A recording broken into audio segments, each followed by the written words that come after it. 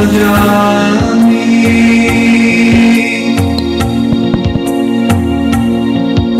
Alora chandra kara sambhana manavamshi. Bhadnagaram banaya kelikavavivasta. Shayavanti vandaravitam niyata prakashta. Govindamadi Krishna Tamaham bhajami. Govindamadi Krishna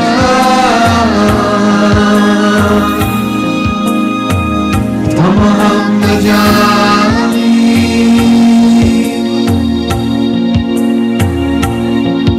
Angani jasya sapalandriya vrittimanti.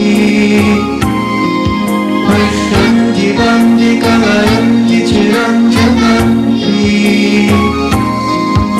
Ananda chinmaya saduchara vigramasya. Govindamadi Krishna Tamaham bhajami.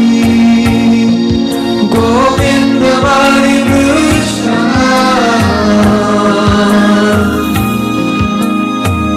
Tamaham bhajami.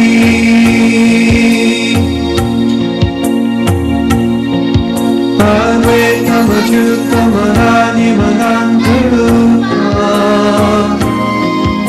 Anyam purana purusham navayohanam cha. Vedeshu durlabam adurlabam atmavatma. Govindamadi Krishna Tamaham bhajami. Govindamadi Krishna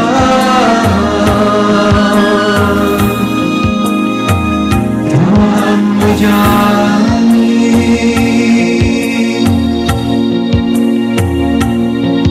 Pantastu koti shatavatsara sambhaganya. Vayorutami manaso muni mangumana. Sokyasti yatta varisinna vichintatatve. Govindamadi Krishna Tamaham bhajami. Govindamadi Krishna Tamaham bhajami.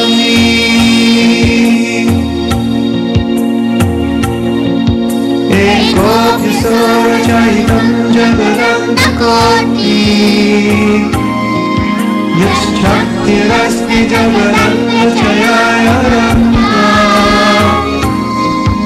Angatarasta paramana chayatarasta. Govindamadi Krishna Tamaham bhajami. Govindamadi Krishna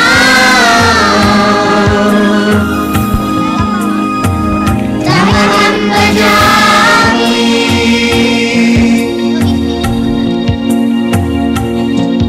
Chidbhava bhavichanaya manujastataiva. Samprapya rupa manivasanayana bhusha. Suktayameva nigamamatitai suvanti. Govindamadi Krishna Tamaham bhajami. Govindamadi Krishna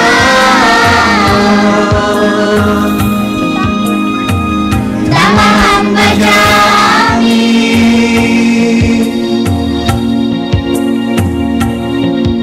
Ananda chinmaya sapratibhavitave.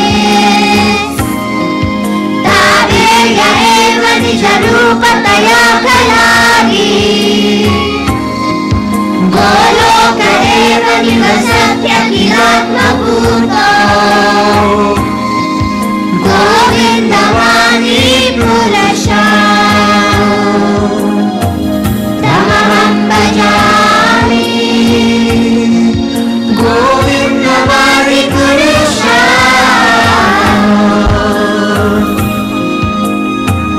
Tamaham bhajami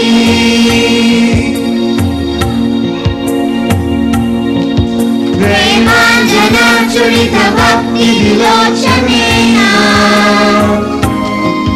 Shanta sadaiva hridayeshu vilokayanti Yam shama sundarama chinta gunaswarupa Govindavani purasha Tamaham bhajami Govindavani purasha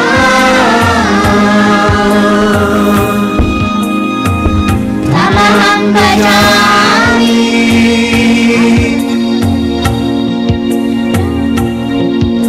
Ramadivurti shukhalani amena tissa Nanavataram karo bhuvaneshu kintu Krishna swayam samabhavat paramapumanyo Govindavani purasha Tamaham bhajami Govindavani purasha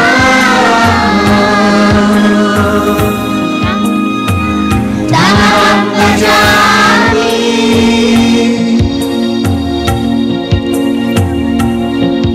Yasya prabhavanto jagaranda koti Koti svashesha vashunadi vibhuti vinna Tad brahma nishkalam anantam ashesha bhutam Govindavani purasha Tamaham bhajami Govindavani purasha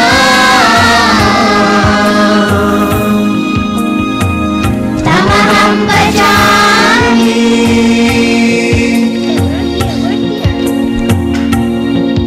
Maya hidasya jagaranda satani sute Traigunya tad vishaya veda vitayamana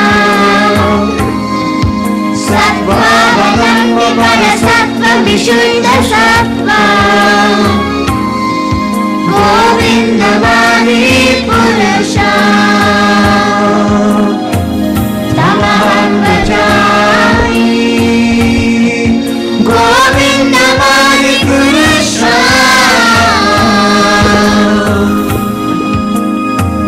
Tamaham bhajami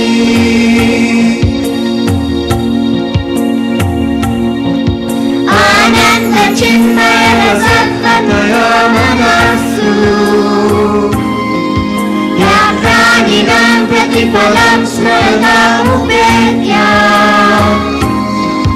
Leelayantena bhuvanani jayatyadasya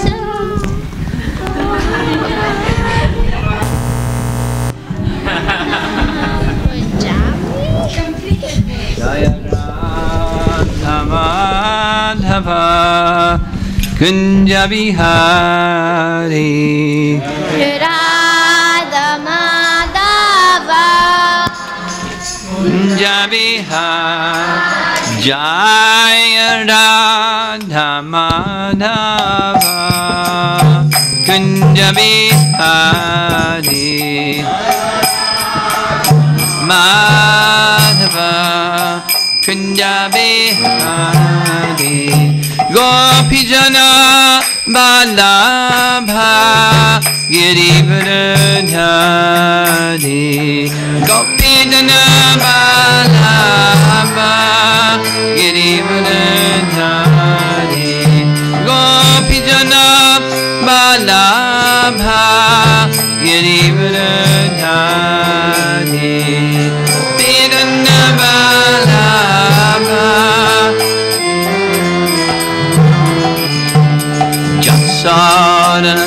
Nandana Brajajanarandana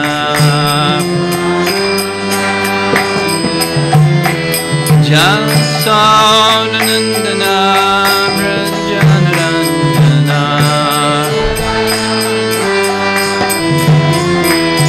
Jamunatira Vanachari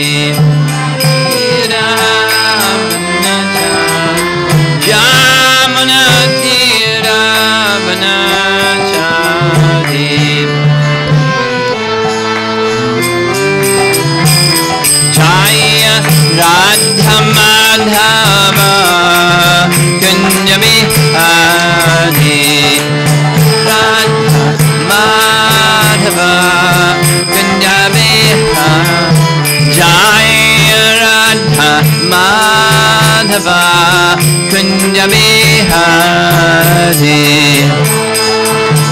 Madhava Kunjabi Adi Gopi Jana Balabha Girivardhari Vedanta Balabha Girivardhari Gopijana Balabha Girivardhari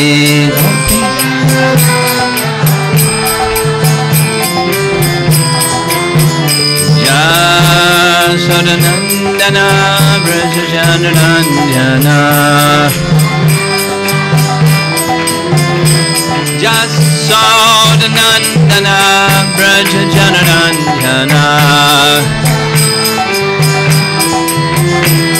Jamunatira Vanachari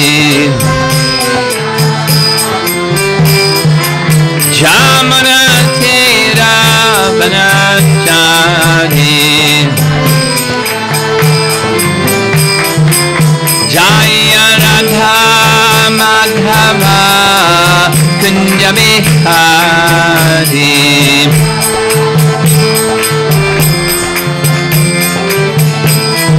Jaya Radha Madhava Kunjabi Hari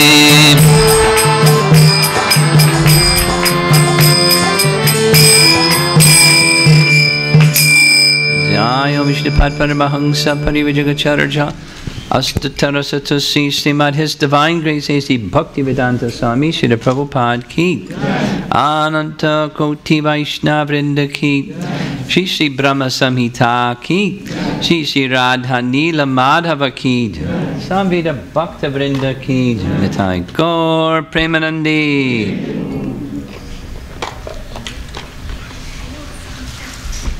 Hare Krishna. That's okay.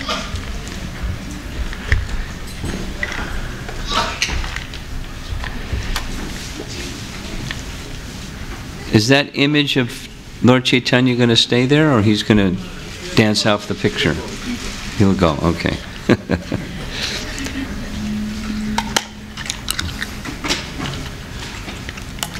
Okay.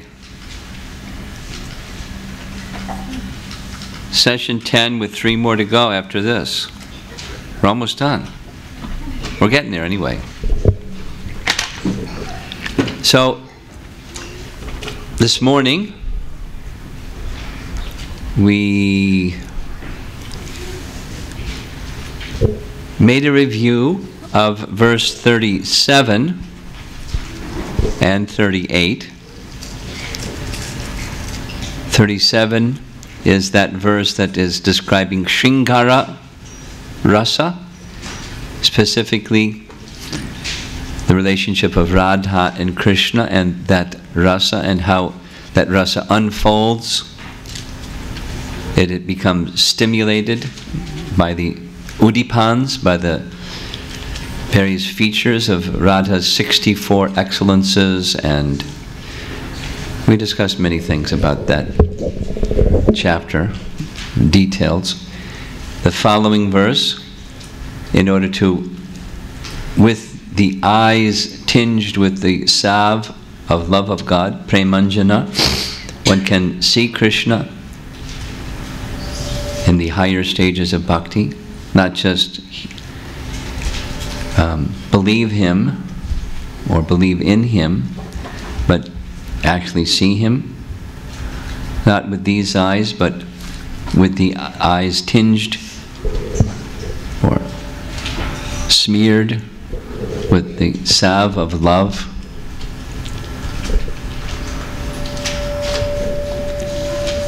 And then we began another section of verses indicated here. Govinda is the Lord of all lords. We mentioned that this section, 10 verses, it's expanding one line of the first verse. Ishvara Parama Krishna. He is the Parama amongst all the Ishwaras. He's the supreme Ishvara. He's the Lord of all lords. So we discussed the realms, first of all, the Dham, Devi Dham, Mahesh Dham, Hari Dham, and Goloka Dham, their relative positions.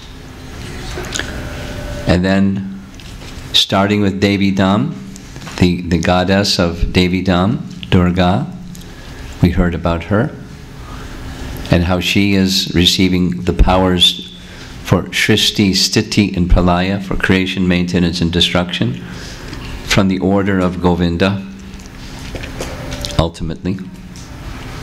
And then we heard about Lord Shambhu and his very interesting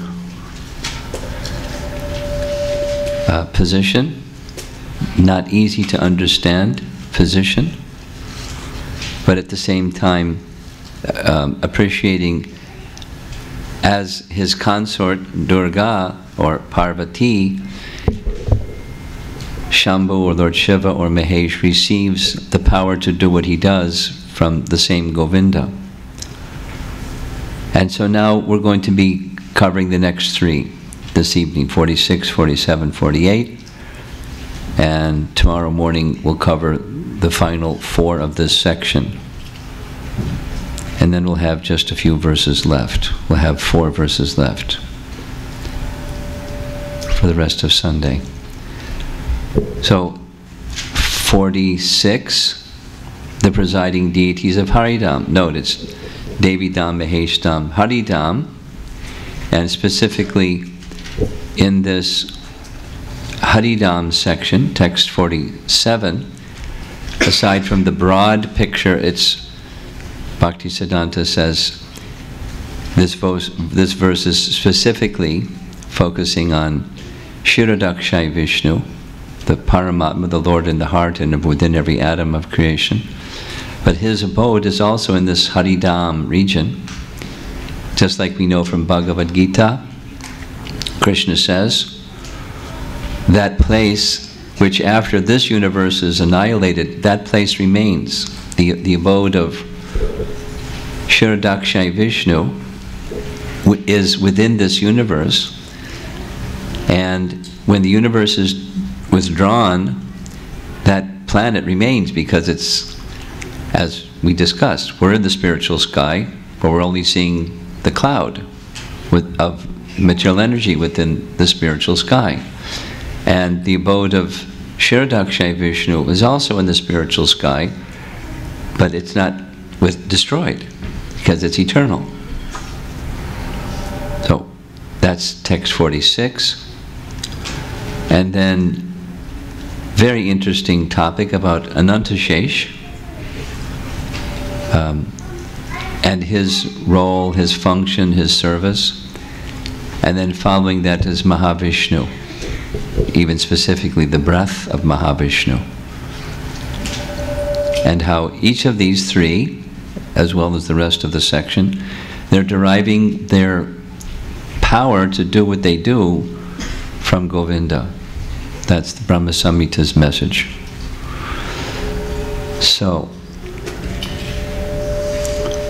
there's a little feedback with that sound. Let's go to chant the verse. You ready with the sound?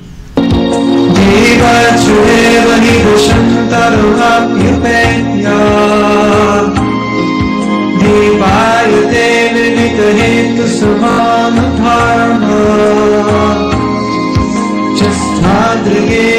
cha Vishnu dayabhimati Govinda Adi Purusha Maham bhajami Govinda Adi Purusha Tamaham bhajami.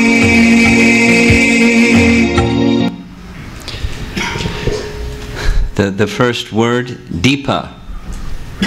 Deepa, Archi, the flame of a lamp. So that's Govinda. He's the original flame of the lamp from which other lamps become lit. Here's the translation. Hopefully. Help. There we go.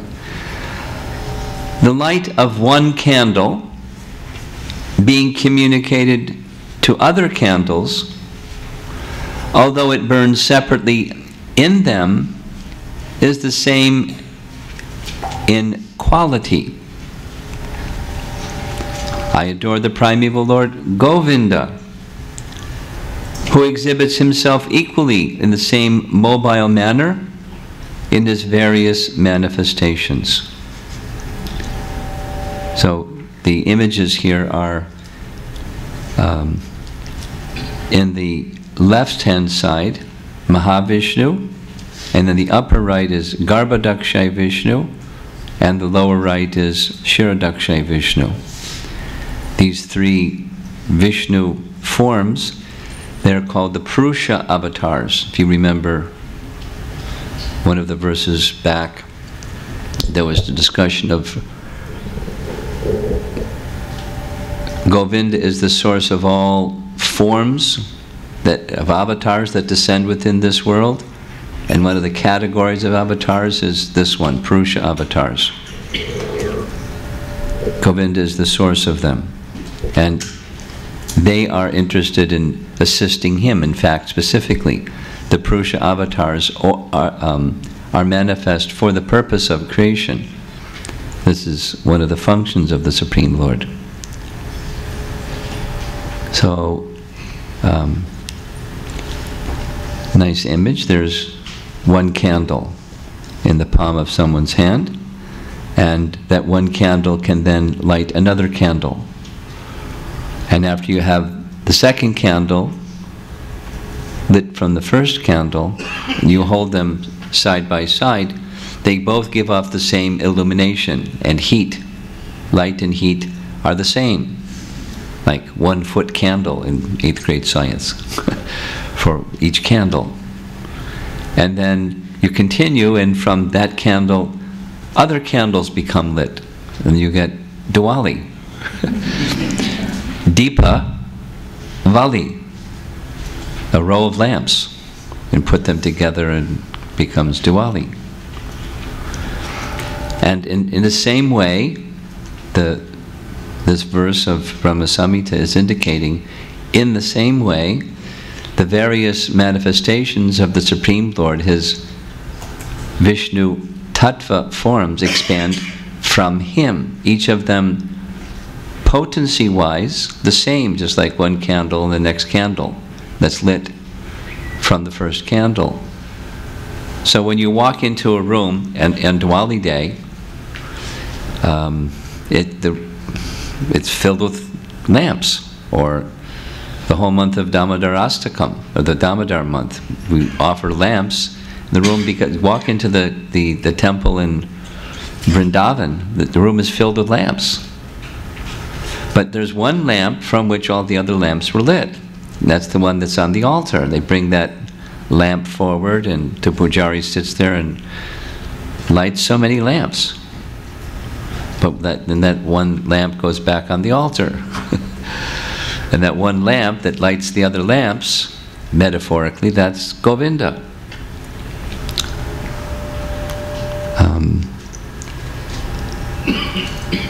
Some further explanation to expand this understanding. Here's a quote from Adi Lila Chaitanya Charitamrita. Narayana and Krishna are the same. Although we can speak of some differences between them, they're the same. Here's the verse. Narayana and Śrī Krishna are the same personality of Godhead, but although they are identical, their bodily features are different. This personality of Godhead, Krishna, has 2 hands and holds a flute, whereas the other, Narayana, has 4 hands with conch wheel, mace, and lotus. And in the purport, Prabhupada writes, Narayana is identical to Śrī Krishna. They are, in fact, the same person, manifest differently, like a high court judge who is differently situated in his office and at home. Same person, but there's his office. He's the high court judge. Yes, Your Honor. And at home it's Daddy and Honey and intimate other kinds of expressions of so Krishna in his home, that's Krishna, and Krishna in the office, that's Narayana, like that. Same person. Here we have a list taken directly from Nectar of Devotion, or Bhakti Rasamrita Sindhu. Our regular devotees are familiar with this. The living entities, the jivas, us, have 50 of the total 64 quality of Krishna, and to a small extent. Lord Shiva, Lord Brahma have another 5 plus a greater percentage or quantum of those 50. And then Narayana and Lord Vishnu, the Vishnu Tattva forms, they have an additional 5. And here's that list of the additional 5. He has inconceivable potency. We've been discussing that. He has uncountable universes generating from his body. Of course, that's Mahavishnu. He is the original source of all incarnations.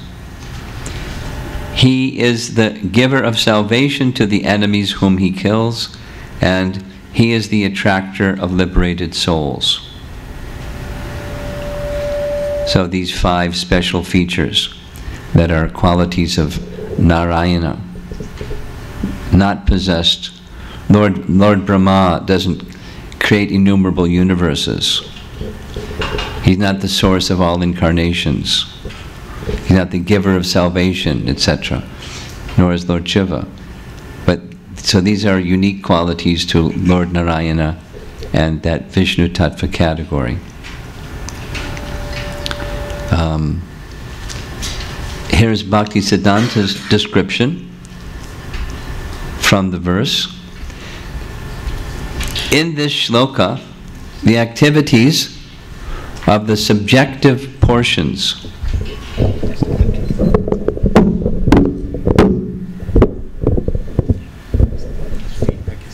feedback, okay. In this shloka, the activities of the subjective portions of the divinity. Subjective portions means expansions. The activities of the subjective portions of the divinity, Govinda, are enunciated by the specification of the name, of the nature of Kshirodakshai Vishnu. So that's what we're seeing over in the image on the right. Vishnu indicates the all-pervading, omnipresent, and omniscient personality. So that Supersoul is everywhere. Paramatma is within the heart of every living entity, and then within every atom. So he's, in that sense, all-pervasive, and omniscient, and omnipresent. Vishnu, the embodied form of Sattva Guna, is quite distinct from that of Shambhu, who is adulterated with mundane qualities. Again, this is Bhaktisiddhanta's language, but in the previous 2 verses ago, we discussed Lord Shambhu and the adulterating agents that make milk, as milk becomes curd or curdled in contact with acids, so that adulterating agent of acid transforms milk into curd. Similarly, there's adulterating aspects that bring Lord Shiva into his own tattva, distinct from Vishnu.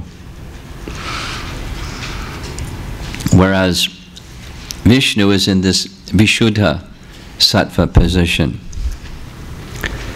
And he concludes this little section, Vishnu is identical with Govinda as regards quality.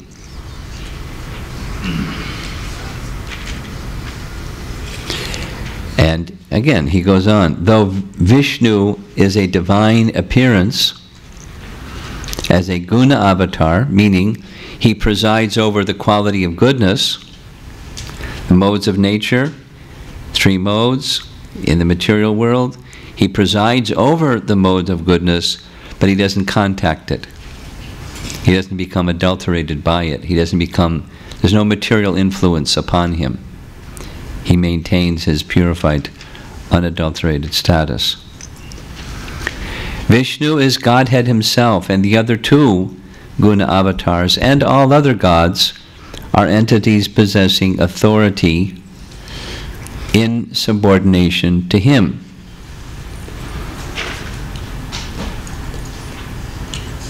So that should be clear.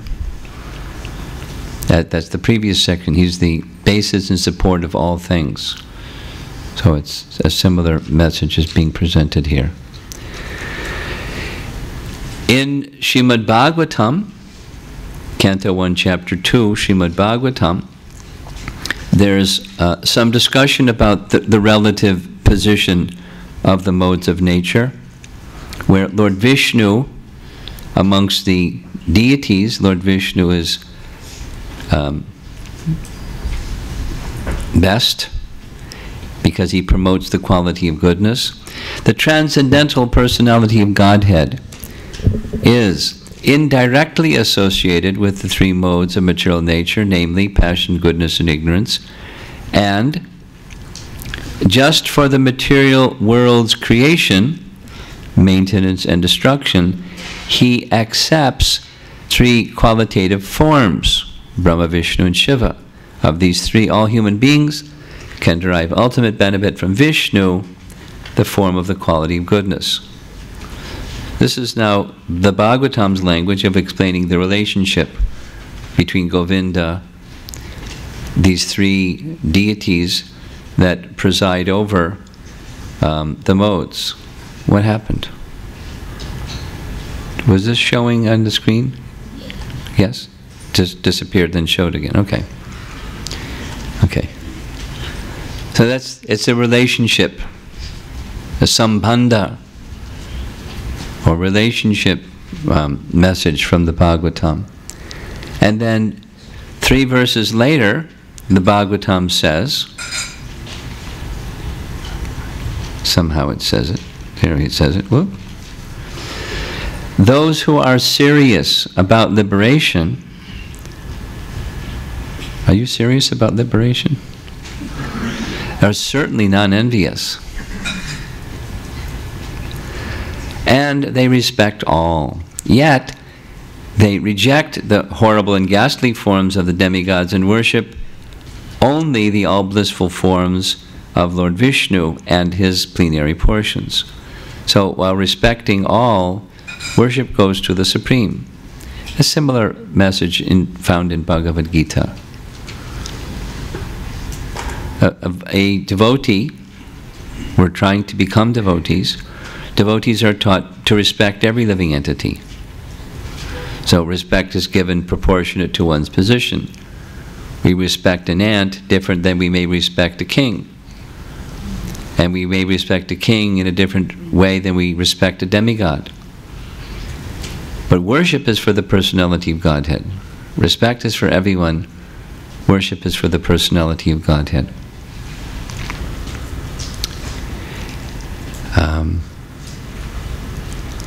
That's that section. That was pretty quick. Wish they were all that quick, right? Here's if the Leela avatars are depicted here. So now we're going to chant together the next sloka, text 47. And text 47 is about Anantashesh. So let us chant together. Jakarana-vachale vachati smayoga Nidramananda jagaranda saromakupa Adhara shakti avalamya param samurti Govinda vadi purusha Namaham bhajani Govinda Vari Krishna Tamam Bhajani. I want to compliment these you enthusiastic kids in the front here. You're like really inspiring. I think your chanting of the Govinda prayers is going to continue long after this seminar is over. I wouldn't be surprised if in your dreams you chant them, because it's with such enthusiasm. It's really nice. So thank you. I want to, before we go to the translation, I want to highlight two important terms from the verse that's in the third line, just above the Govindam refrain. Adhara Shaktim, and Sva Murtim. Adhara Shaktim, as you see in the word for word, is the all-accommodating potency. The all-accommodating potency. So this Adhara Shaktim has come up several times now in Brahma Samhita. It's coming up in verse 47. So we're going to do a little review of how it has come up, what does it mean, and how does it relate to Anantashesh, because he's the one that's being spoken of in this verse.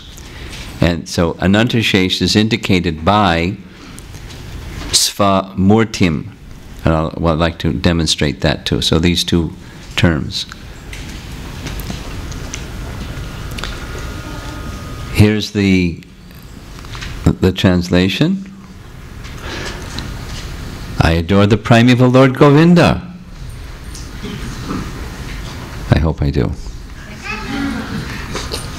He doesn't want to do anything but adore Govinda. There we go.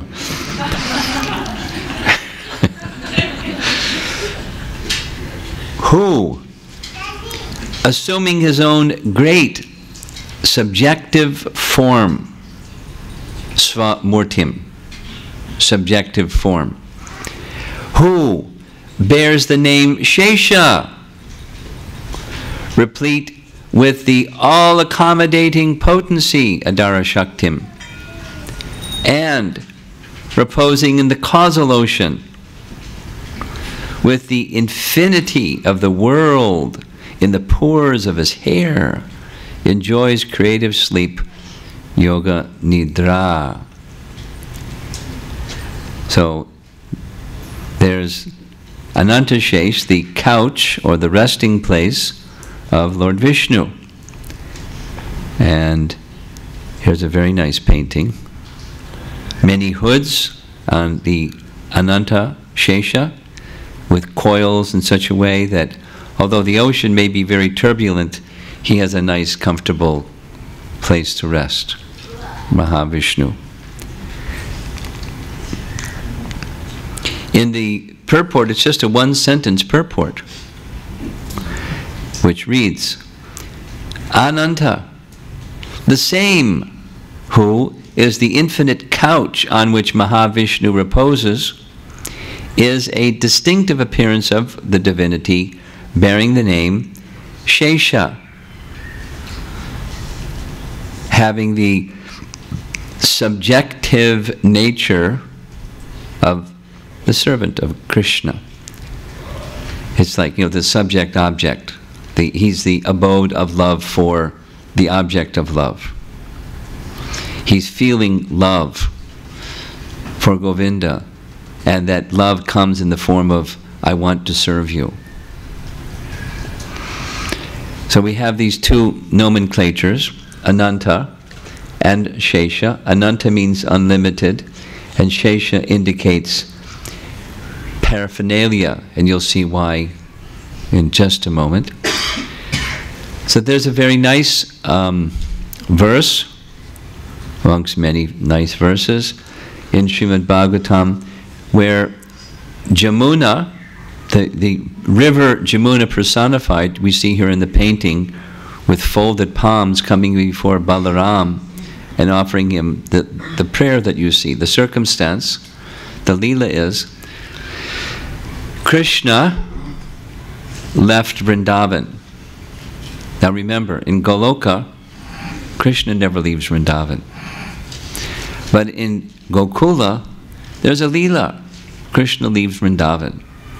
And the residents of Vrindavan are feeling intense separation from Krishna.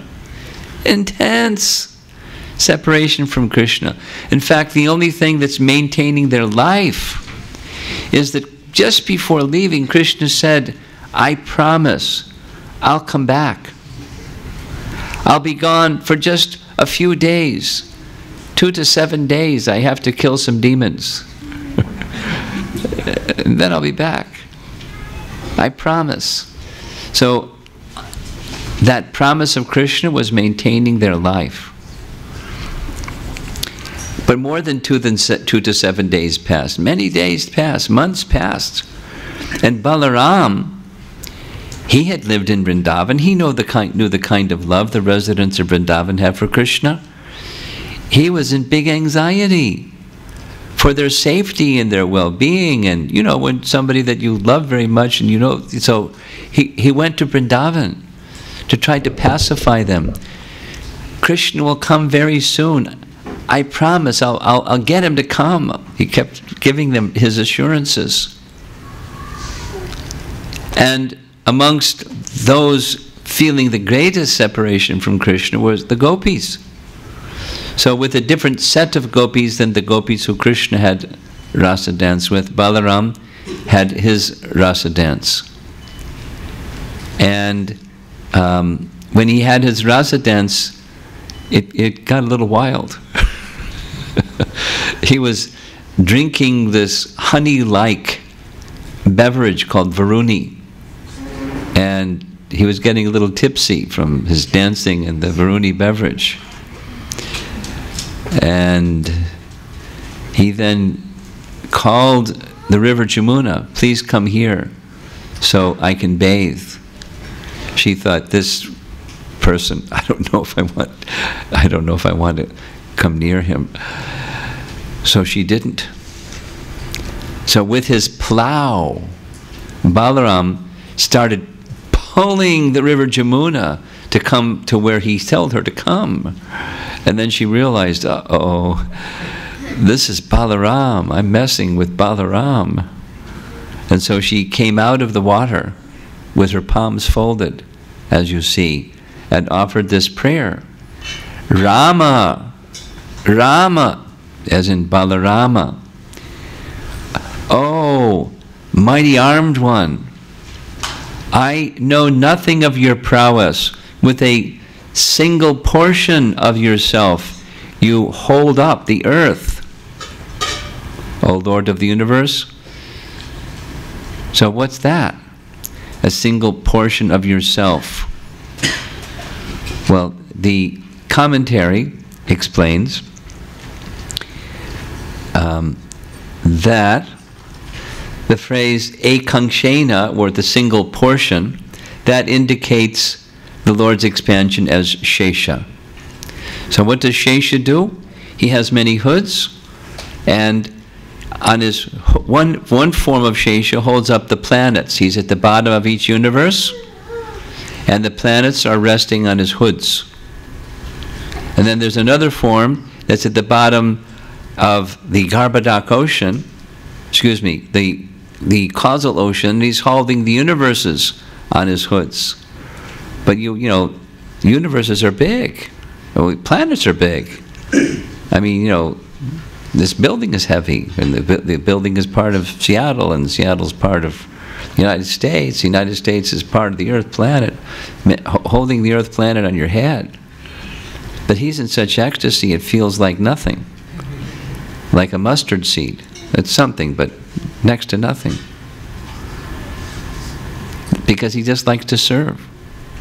So this Shesha, we'll see some more as we go along, but this is nomenclature, applies, it refers to that expansion of Balaram, who holds the planets upon his hoods. So the source of Shesha, Balaram.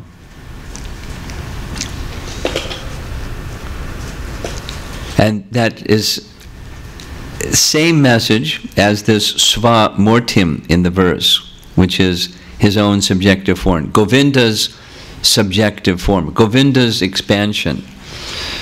So now let's go through this a little bit. Govinda's expansion, how does this work? Well, that comes a little bit later. From Krishna comes Balaram, and Balaram comes the next one, next one. We'll see, have a nice chart. And I highlighted especially this word, Adara Shaktim. Remember that one from the verse? So here's a little, oh, you didn't put it in, huh? 2 slides later? Okay, okay, okay, not 2 slides later. Okay, where is it? Huh? Huh? 2 minutes. Just now coming. Hare Krishna, Hare Krishna. So I'll just say it while he's getting it ready.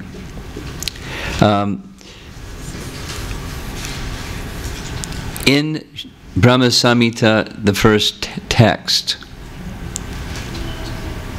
wow, there's reference to Adara Shakti, where in Bhaktisiddhanta's purport to text 1, that's our invocation verse, the Paribhasa Sutra, he indicates that the spiritual world is manifested, the forms of the spiritual world, the trees, the rocks, the rivers, the mountains, you know, the people, the forms of Krishna, these are manifested by Balaram, his paraphernalia.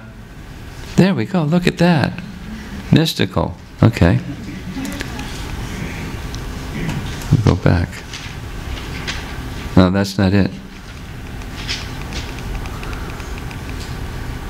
That's not it either. Nice try. But you didn't get it. Oh. Oh. Anyway, we'll just keep going like it. Everything's normal. Everything's normal, Prabhus.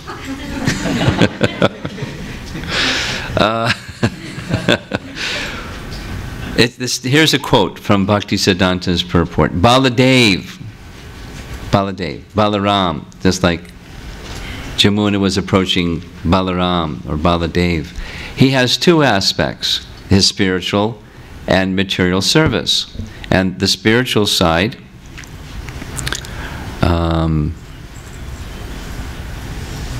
he manifests things of the spiritual world, and the material side, he has this Adara Shakti capacity, that is, the infinite accommodating space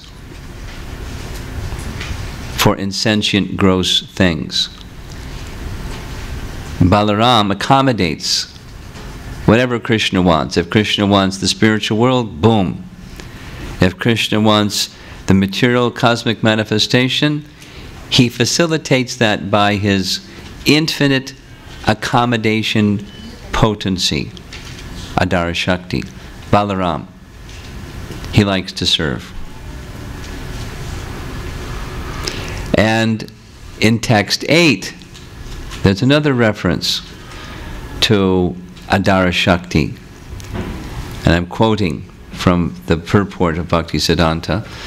Nature, material nature, embodying the accommodating principle, Adara, is Maya.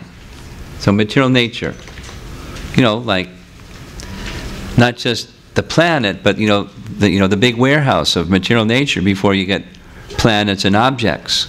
Just material nature itself, Mother Nature. She has this capacity of accommodation. And I'll show you a slide. Maybe I'll show. Yes, I will show you a slide that shows this because he has it set up. Well, I'll say it. It makes it real easy.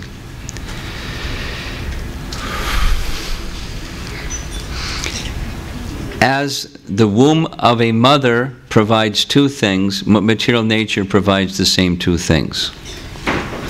The womb of a mother provides the ingredients for the child to develop, and the womb of the mother provides the chamber where the child develops.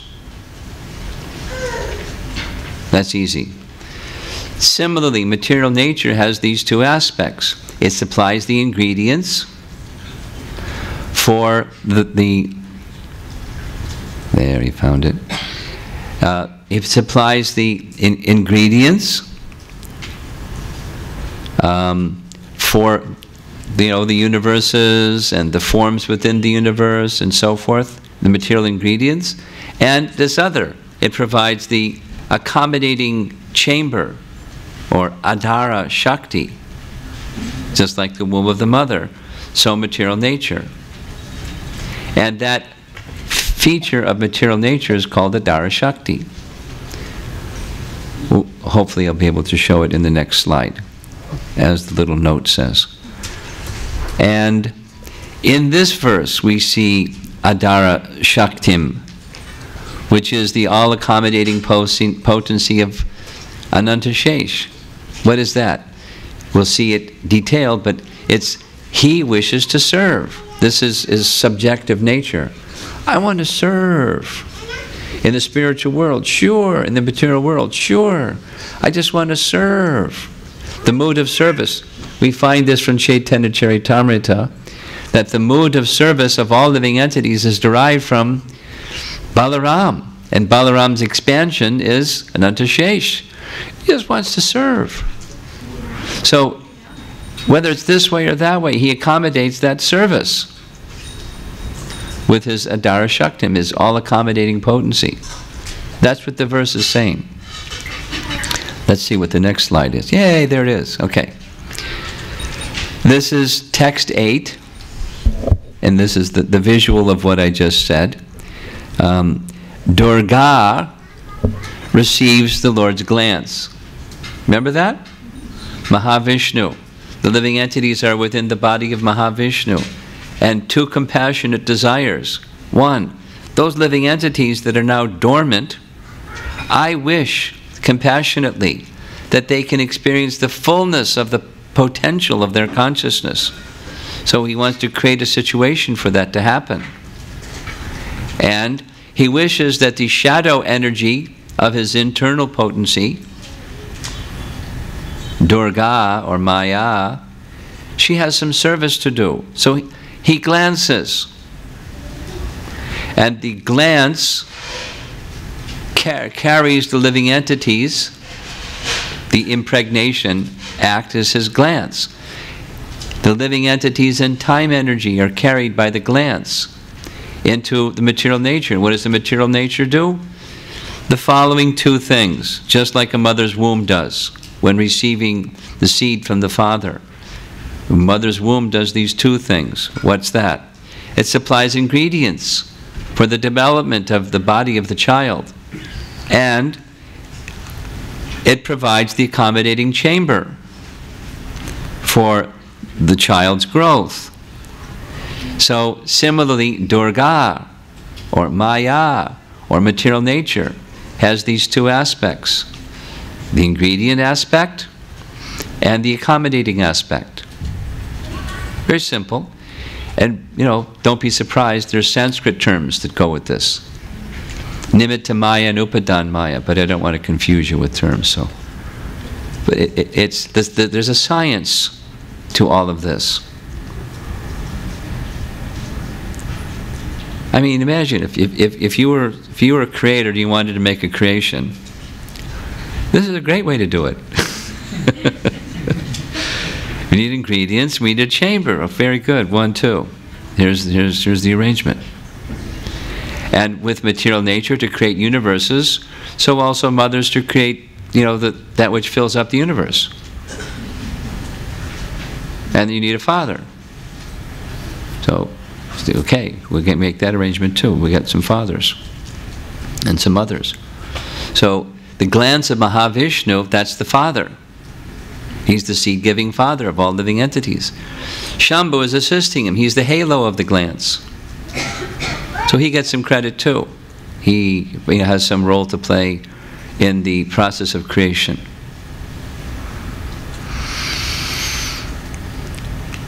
Let's see. Okay. Very good. You've got it in sequence. Thank you.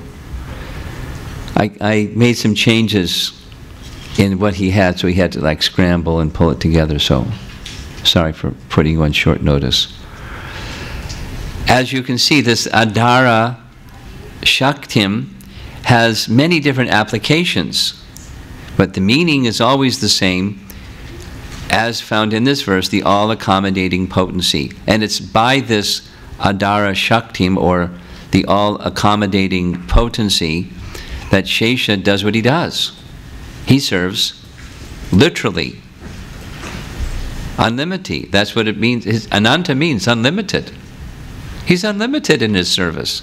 Here's a verse from Chaitanya Charitamrita that describes a short list of some of those services. He serves Lord Krishna, assuming all the following forms. He doesn't go out to an umbrella store and buy an umbrella. He transforms himself into an umbrella. Slippers, bedding, pillow, garments, resting chair, residence, sacred thread and throne, and more. That's Ananta Shesh in Goloka Vrindavan. He likes to serve, and he does it in wherever the Lord is. And where the Lord isn't, he's everywhere. So he's Ananta, unlimited. And the serving capacity is through this Adara Shaktim, his all-accommodating potency. He takes many forms for the service of Krishna, and thus he serves the Lord. And another little detail is, in the dictionary, Sanskrit dictionary, this Adara also indicates the basis or foundation. So Ananta Shesh is the basis or foundation of the place of the Krishna's pastimes, the paraphernalia for Krishna's pastimes. Tell a little story. Prabhupada, when he came to America, he had his Bhagavatams, but he didn't have, kartals and mridanga. So when he started, he used little fabricated kartals. And like when he traveled with, what's the poet?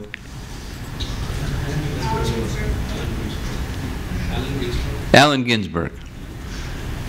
Famous or infamous, depending on how you look at it. Allen Ginsberg had bongo drums, so that was really popular amongst the countercultural hippies, was bongo drums. Boom, boom, boom, boom, boom, boom. So that was the first time I had association with Prabhupada, was at our university, where Allen Ginsberg and Prabhupada were chanting together. And Prabhupada was playing kartals very nicely, and Allen Ginsberg was playing bongos. So eventually, some devotees went to India, and Prabhupada wanted them to purchase mridanga.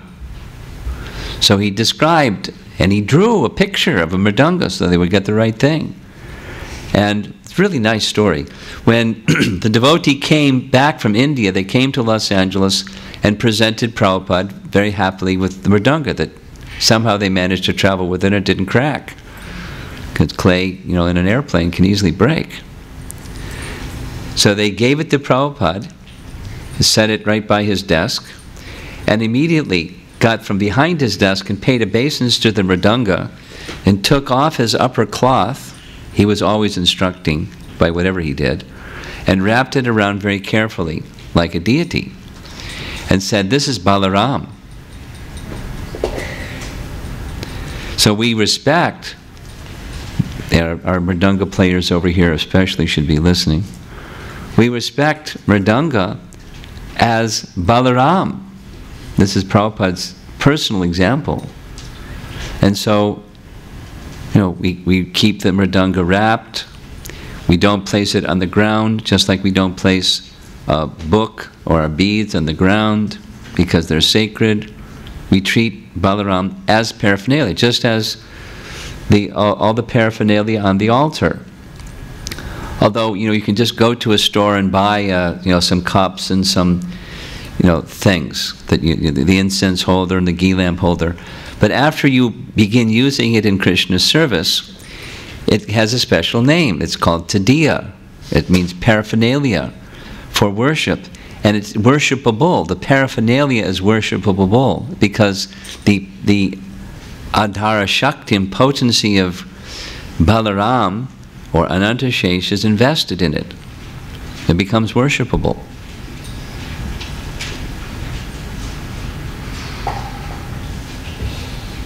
The storefront at 26 2nd Avenue, where the Hare Krishna movement began in America, at one time, because we had rented it and then somebody else had rented it, it kind of, the place got really used badly, not maintained. And so our New York Temple President Ramabhadra got a lease to rent the storefront. We still have that lease on that storefront. So he did some renovations. I had to, the floor was a wreck, so they pulled up the floor, and I have a piece of the floor sitting in my office in New York, and it's tadiya. It's, it's worshipable. You get the idea. So Balaram, by the touch of his mood of service, he sanctifies things, because they are to be used in service to Krishna. He doesn't have any interest in anything other than service to Krishna, and his interest is unlimited. So now we're going to go through a little description, like we did with Lord Shiva, about the residence or multiple residences of Shesha. One of them is at the bottom of the universe, because Shesha is holding up the planets in the universe. And also, he's part of the whole process of universal destruction. Some fire comes from his mouth at the time of destruction, and the universe is engulfed in flames. He's the service. And we'll see next slide another description of this. That is, if you remember from the Shakti-Avesh avatars, the categories of Shakti-Avesh, one was Bhu-dharana Shakti. Bhu-dharana Shakti. That's Ananta. He holds up the earth. Bhu-dharana Shakti. So that's where he resides, at the bottom of the universe, Patala Loka. Then he, Ananta, Shesha, resides in each of the planets of, or the abodes of Lord Vishnu. Causal ocean, Garbhodak ocean, milk ocean, because the Lord is reclining on Ananta Shesha. He exists also in Vaikuntha, wherever the Lord has his throne and conveyances and all of his paraphernalia and his Brahman's thread and his everything. That's manifestation of Ananta. And Mataji will be very happy to hear this. He's also in Ayodhya. Ram, Ram. Here's the quote. In the Skanda Purana, This is quoting from a purport of Chaitanya Charitamrita, which I'm sure she'll note. In the Skanda Purana, in the Ayodhya Mahatmya chapter, the demigod Indra, after Ravana is killed and so forth and so on, and Indra is approaching them, and Indra requested Shesha, who was standing before him as Lakshmana, said, "Please return to your eternal abode, Vishnu Loka, where your expansion Shesha, with his serpentine hoods, is also present." And there's another reference I'll show coming up. And what happened? Well, he's also in Goloka. Goloka just disappeared. Oh, there's Goloka at the bottom. So here's this other reference, again from the same purport, Adi Lila chapter 5. Ananta Shesha is a devotee incarnation of Godhead. He knows nothing but service to Lord Krishna. From the purport, Sankarshana, another term, Sankarshana of the quadruple form. So, you remember the abode of Goloka, the lotus flower with Radha and Krishna's abode in the middle, and the petals are the abodes of the gopis, and outside is that Swetadweep region. And in that Swetadweep region, it's four-sided, Vasudeva, Sankarshan, Pradyumna, and Aniruddha. So this is speaking of those four. Sankarshan of the quadruple form descends with Lord Ram as Lakshmana.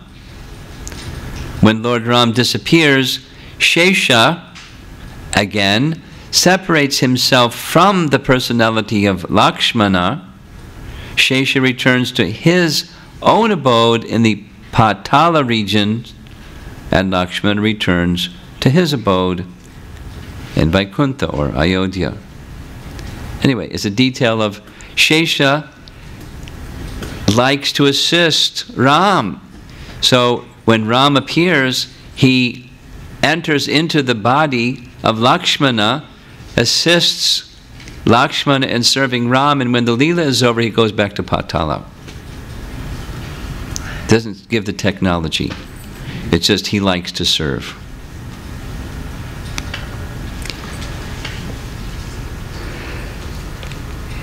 Here's that Shaktyavesh avatar slide. So, Anantashesh is a Shaktyavesh avatar. And specifically when he's holding the hoods, the comment is made that he is commonly known as Ananta Dev, or sometimes Sankarshana. Now, this is a little drawing of Rupa Goswami. Rupa Goswami speaks about Ananta also. And his Laghu Bhagavatamrita, I mentioned this a couple of times, I'll repeat. Laghu Bhagavatamrita is a description of the incarnations, the avatars. That's all it does.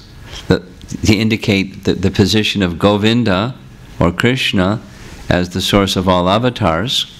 He covers in detail in 4 different ways with the avatars of Vishnu, or avatars of Krishna.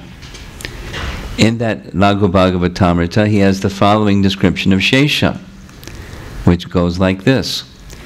The Sankarshana of the second group of quadruple forms, that means there's the 4 in Goloka, and then there's the expansion in Vaikuntha realm. That's the second.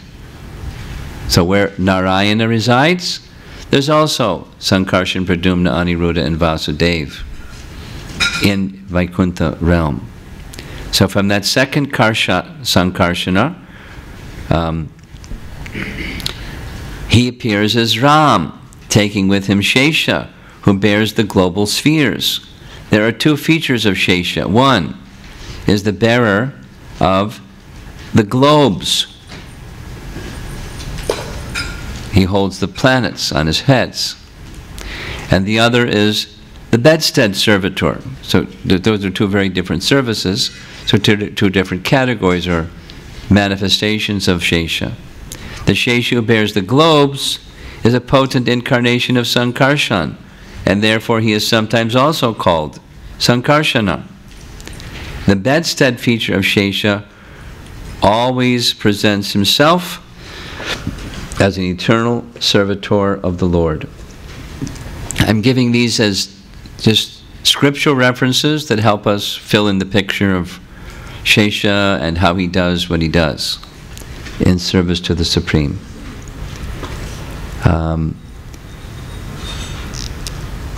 As far as the destruction of the universes, Shesha plays a role. As mentioned, he's at the bottom of the universe.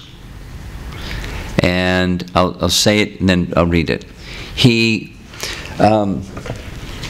wants to serve the Lord, and he knows what the Lord's desire is. We discussed it 6 times already.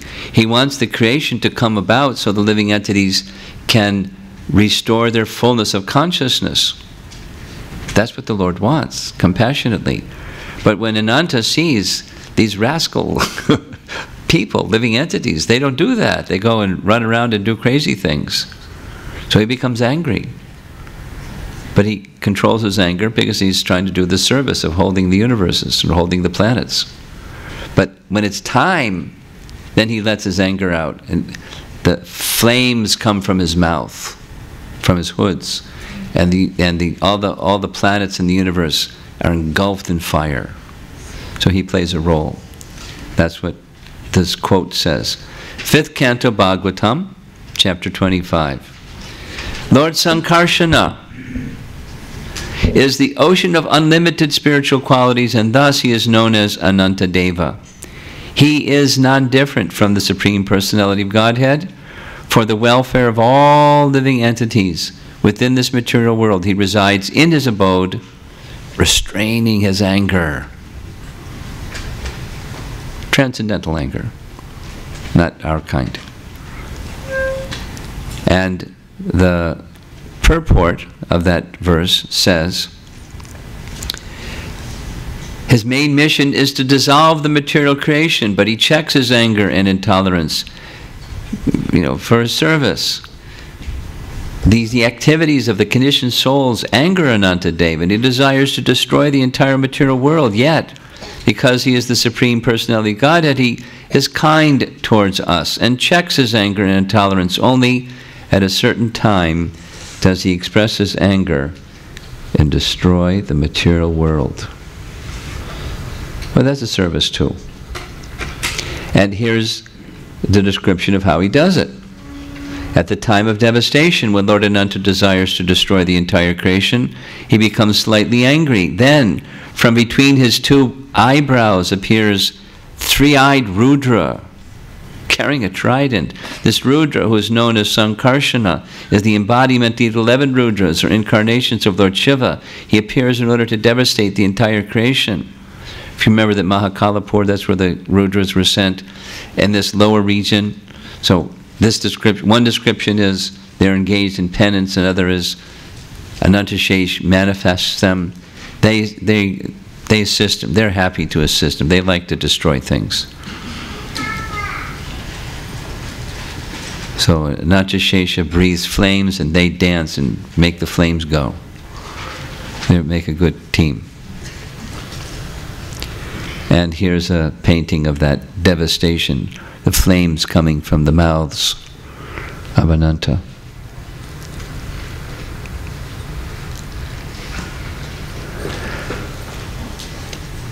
Okay, that's this section.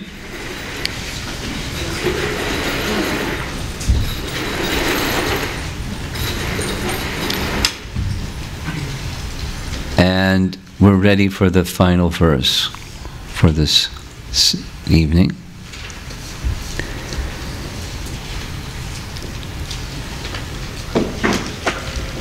Are you ready?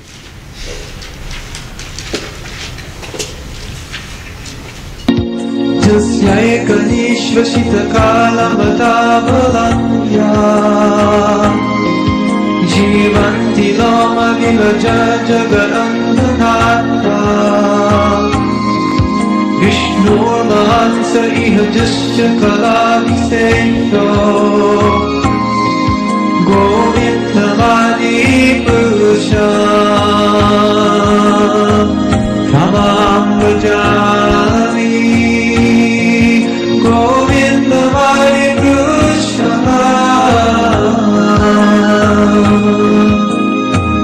Tamam vajami.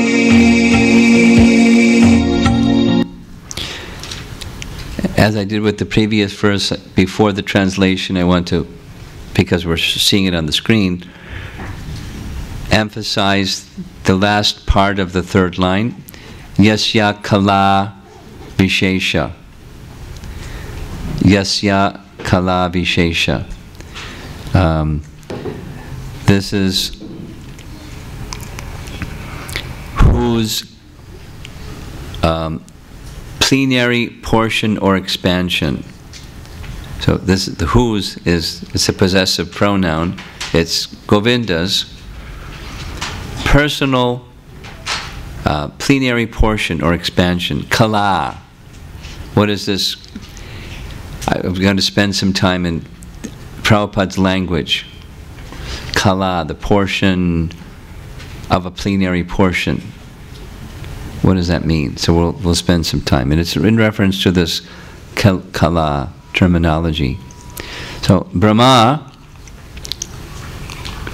there we go, and other lords of the mundane worlds appearing from the pores of hair of Mahavishnu remain alive as long as the duration of one exhalation of the latter, Mahavishnu.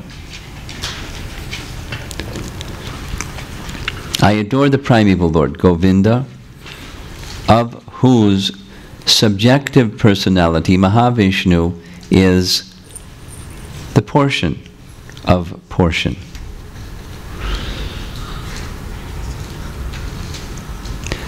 So, Yasya Kala Vishesha, whose portion of a plenary portion. So what does that mean? From the Bhagavatam, we have the following understanding. The origin of the material creation is Mahavishnu, who lies in the causal ocean. While he sleeps, not like we sleep, while he sleeps in that ocean, millions of universes are generated as he exhales. And they are all annihilated when he inhales. This Mahavishnu is a plenary portion of a portion of Vishnu, Govinda, Yasya Kala Vishesha. So now here's Prabhupada's explanation of that. The word Kala refers to a plenary portion of a plenary portion. What does that mean? From Krishna, or Govinda, comes Balaram. That's his first expansion. From Balaram comes Sankarshana. From Karshana, Narayana, Vaikuntha. From Narayana, the second Sankarshana. From the second Sankarshana, Mahavishnu. From Mahavishnu, Garbhadakshay Vishnu. From Garbhadakshay Vishnu, Kshirodakshay Vishnu. We're going to show this in pictures, by the way, because it's not just words. Kshirodakshay Vishnu controls every universe. This gives an idea of the meaning, Ananta, unlimited.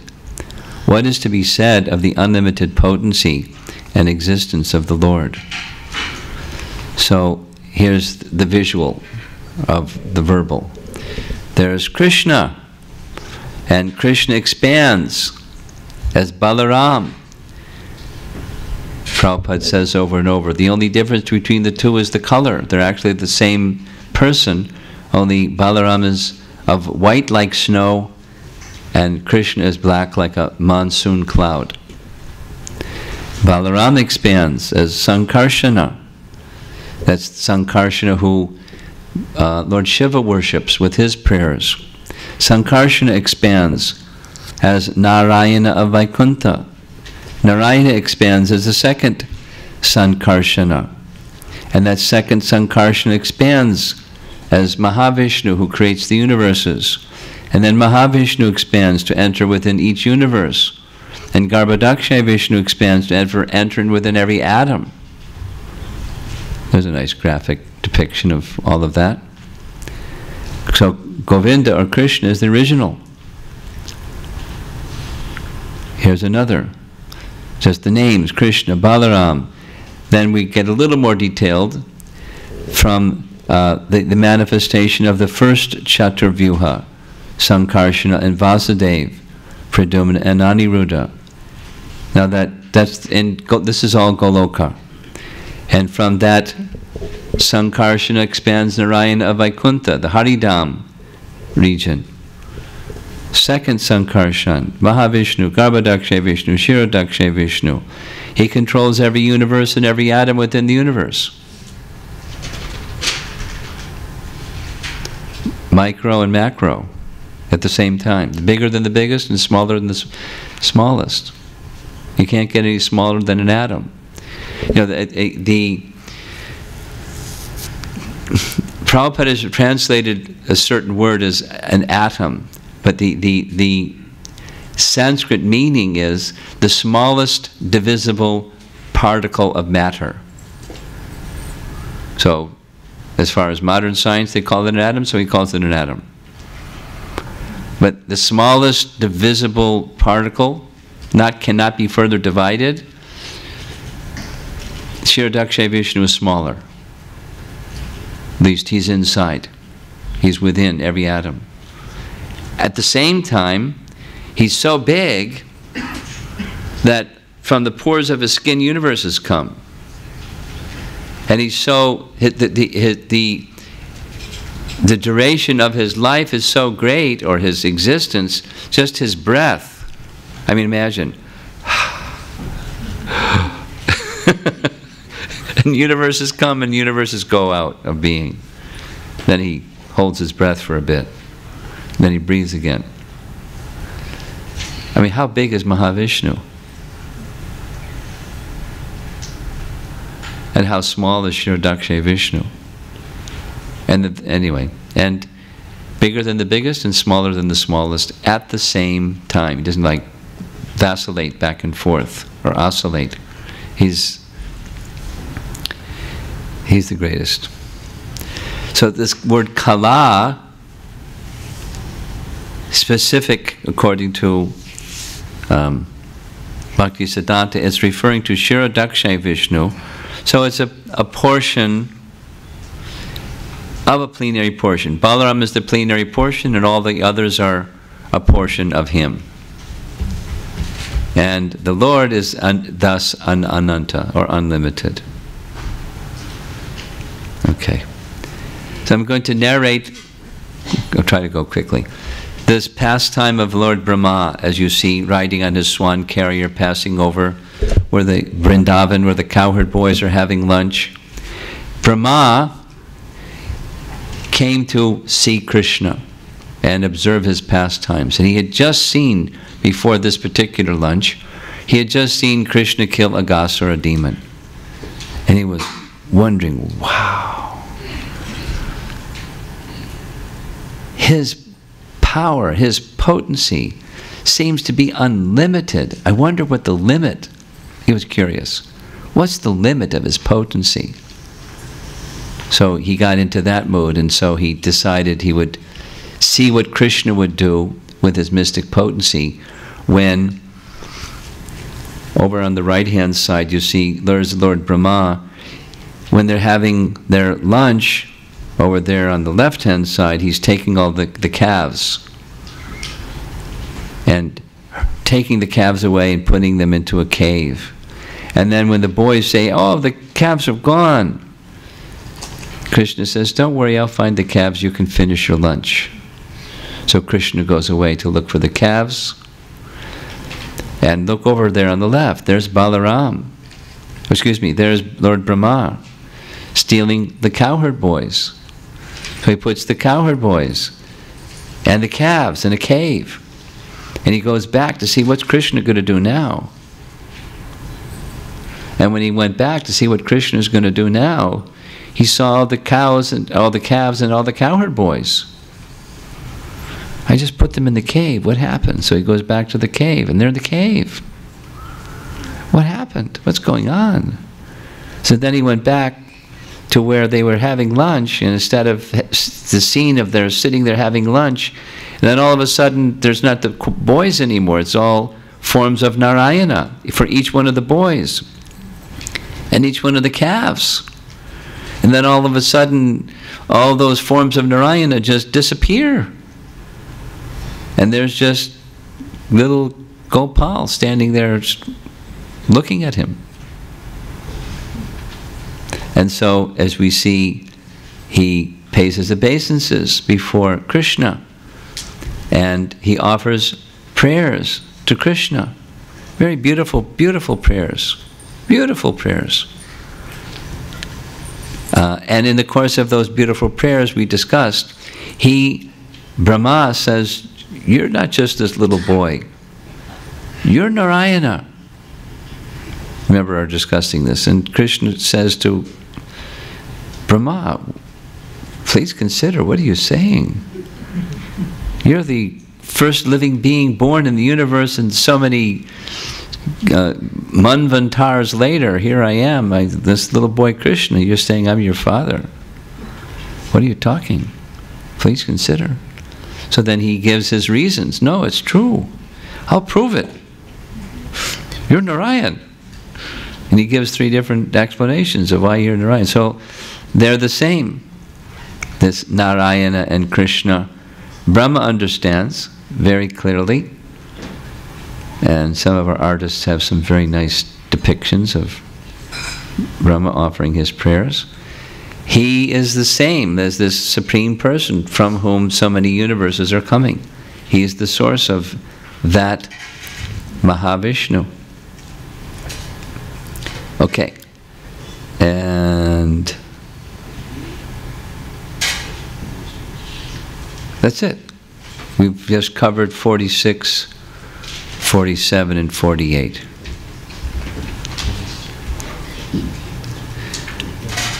So let's see if there's any discussion.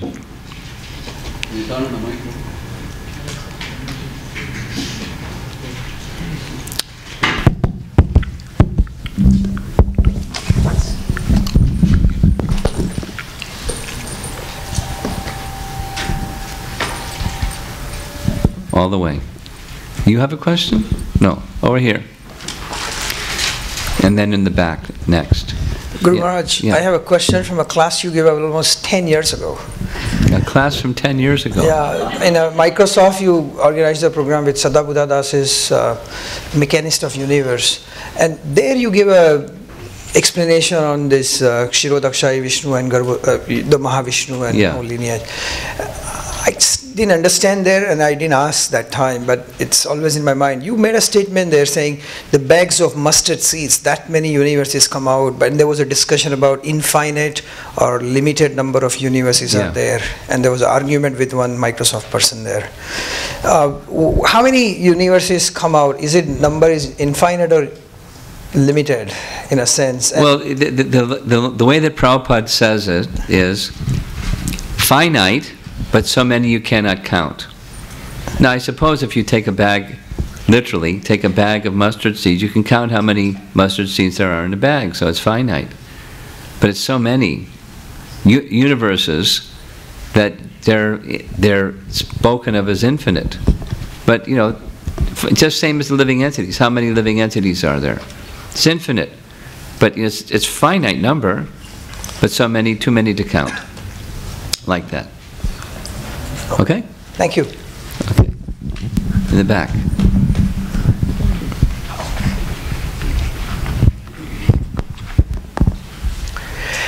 So sometimes in your lectures you refer to as expansions, and in the case of Sankarshan you had used the term incarnation.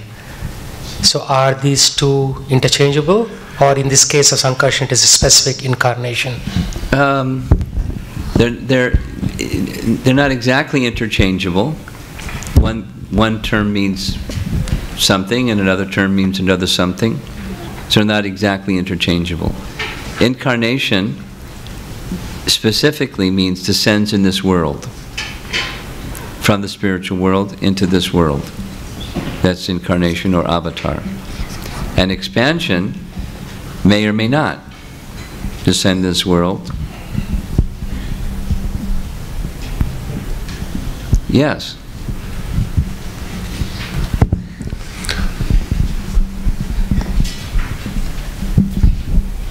Guru Maharaj, you were explaining how heavy is the earth that Lord Anantadev is holding, and you brought up the example of a mustard seed. So it's like something, but next to nothing for him. Yeah. So that reminded me of the term you use sometimes, labor of love. Yeah.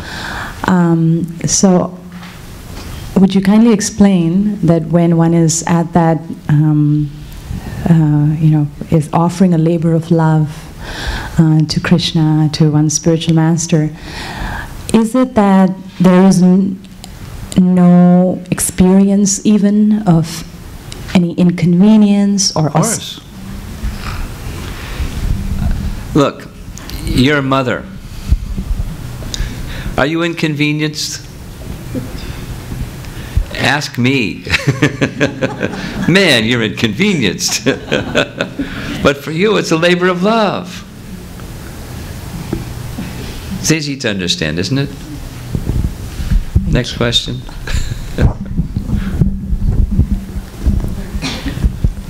Hare Krishna Maharaj. Hare Krishna. Maharaj, I am trying to understand at what stage glancing takes place and at what stage breathing takes place of Mahavishnu. Glancing and breathing? Yeah, like, is it... I get your question. Someone recently asked that question from China, actually. So let's go like this. One more time. This is cosmic annihilation time. He's inhaled. So when he inhales, the living entities come within his body, and they're in this susupti state, deep sleep, anesthetized. They're still conscious souls, but not manifesting it. It's dormant consciousness. And the material energy is gone back to its undifferentiated state because he withdraws the time energy. That's the plug. It's how it starts it, it's how it stops it. Just withdraws the time energy. Or Ramad does it. So time energy was withdrawn, the mode stopped, karma stops, the differentiated matter goes into an undifferentiated state. Everything's in a resting position. So then the contemplation, living entities, and the glance. So the glance agitates this pradhan, this undifferentiated matter, and elements start to differentiate out, and the modes of nature start to become active. So there's no universes yet. There's no bodies yet. It's just living entities, matter, time, modes of nature, and then chronologically, because that's the universes. They're within the pores of his, because it's mystical. It's not like our breathing, or our sleeping. It's just he exhales, and these golden seeds, they're not universes yet, they're seeds of universes. They come streaming from his body, and they contact this matter, Mahatattva, and it's described the elements cling, or his word is conglomerate, around those golden seeds. And so the seeds start to expand. But, there's some things that happen next. The things that happen next are, there are also controlling deities of the elements, and they're not able to cooperate. You know how it's like that sometimes. A bunch of people get together, they don't know how to cooperate. So they then offer prayers to Mahavishnu, from whom they've come, because there's no universes yet. These are prototype. There's no universe yet to be the controllers of. They pray to him, please give us the energy and the intelligence, two things, to put the universe together. So he agrees, and he expands and provides that arrangement for them. That's the Kriya Shakti. Anyway, it's like detail. So that's the glance and the breathing part. Then, so the glance is the impregnation, and then the withdrawal, it doesn't have to glance again. He just desires that the creation becomes dormant again. So Rama withdraws the time energy and he inhales. And then, so it's cyclical. The living entities are again within the body of Mahavishnu in this dormant conscious state, and the elements are again in their resting state. And then there's resting period for equal night, equal duration. So the follow-up question is, it doesn't mean, can we say that his eyes are always open? Like, because every time he breathes, he's glancing. Every time he breathes, he does what? Glances the material nature. Well, his glancing is not like yours and mine. So he can glance with his eyes closed.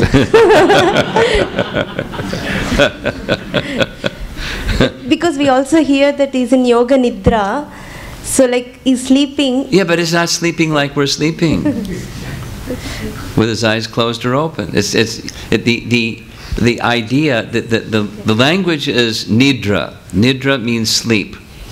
So we do nidra and he does nidra, and they're not the same. For him, it's enjoying his eternal pastimes within. So he's not like, dreaming that he's going to enjoy with Ramadevi. He's enjoying with Ramadevi. There's no need for sleep.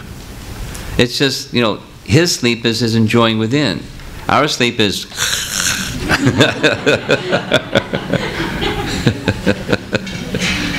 different. Got it? Yeah. One more question I have, Maharaj. You were mentioning that devotees... It does specifically speak that his eyes are not closed, but they're slightly open. But as his sleeping is not like our sleeping, his glancing is not like our glancing. You mentioned that devotees worship the Supreme Lord, but they respect all the living entities according to their disposition. Yes. Disposition relative to the Supreme Lord or yes. relative to oneself? Related to the Supreme Lord. Because that's who we are. We're a part of Him. Our identity is not separate from Him. One who thinks that self-realization is separate from God realization is in La La Land. They're in Maya. Okay? Okay.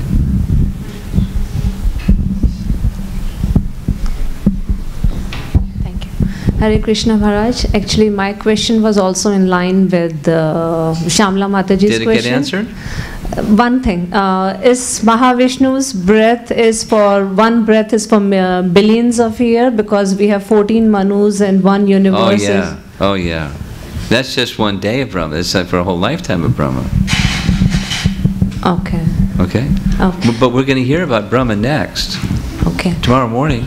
Okay, Maharaj. And one more thing, I have a question. When you explain the expansions from Lord Krishna to Kshirodakshaya Vishnu, Sankarshana, you said the Lord Shiva worship Sankarshana. Yes, he does. And then there is second Sankarshana, and one of your slides said that Rudras are also called Sankarshana. So what is the difference in that? It's just nomenclature. It depends on function. You know, sometimes it's not called, sometimes it's called, according to function. Just like you. Some say mom, some say Mrs. So-and-so, and some say, you know, your husband made something else. So one person may have different nomenclature depending upon function. That's all. Don't get confused, please. Understand it in that context that I just gave. So it is not the one thing. It's not one. Yes. Well, you know, the nomenclature is relatively common and standard, but there's variations because of function and circumstance and relationship. You follow? No, you don't follow. That's why you're okay. No. Okay. So why Rudras are called as Sankarshana? Are they Sankarshana? But when they're assisting him in that function. Okay. When they're assisting Sankarshan in the function of destroying the universe, as they're assisting him, they may be also called Sankarshan. Okay. They may be, but normally not. Normally it's, you know, Rudra, because, you know, they're doing the Rudra program. Okay, Maharaj. Thank you, Maharaj. No? Really? Okay. Here we go, the boys in the front. Microphone. You got the microphone? Microphone up front. Oh, you had something too? Yeah. Hare Krishna Prabhu. How do I understand the word expansion or Ramsa? What does it really mean? Does it mean What does it really mean? Yeah, so what do you mean it's a secret, I can't tell you.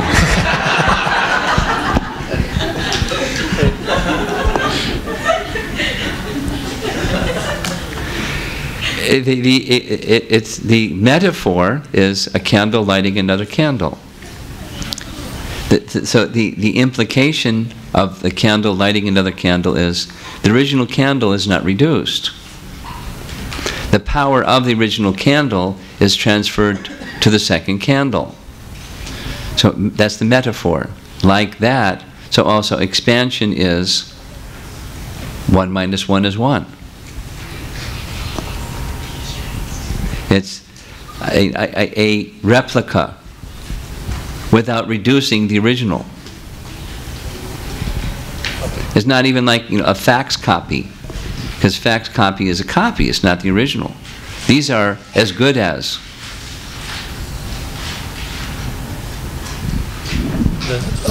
In that case, when we say that Shankarshana, Narayana, or Anantasesha, everything is a expansion of Krishna, do we mean that they also possess all the qualities of the Krishna, or is it like is there a difference? They have the potencies of. However, there is a distinction in terms of the unique 4 qualities that Govinda has or Krishna has that Narayana doesn't have. But the potencies of both are the same. Thank you. Thank you. That answers my question. Thank you. Yeah, go ahead. Hi, Krishna Guruji. Help me to understand these aspects of Krishna, which are the descended divinities in the human form. When he descends in the human form? Yeah, I am believing this, that there are some on the planet now, and I just want to understand it. I don't know it. Okay. Yeah. Take the microphone from him. We discussed this yesterday evening, and I said, this is how Prabhupada has trained us, and that is, we accept something on the basis of Guru Sadhu Shastra. If there's not reference from Shastra or Scripture about something, whatever that something might be, including, is this person an incarnation or not? This person not an incarnation? We accept on the authority of Scripture or not. So, with reference to Scripture, then yes, and without reference to Scripture, then not. It's very simple. And the next, according to Scripture, the next time there will be an incarnation of the Supreme Lord is at the end of Kali Yuga. It's another about 430,000 years from now. Yes. Who's got the microphone? Go ahead. So why do you usually chant like first verse 1 and then immediately to verse 29? Because I'm a strange person.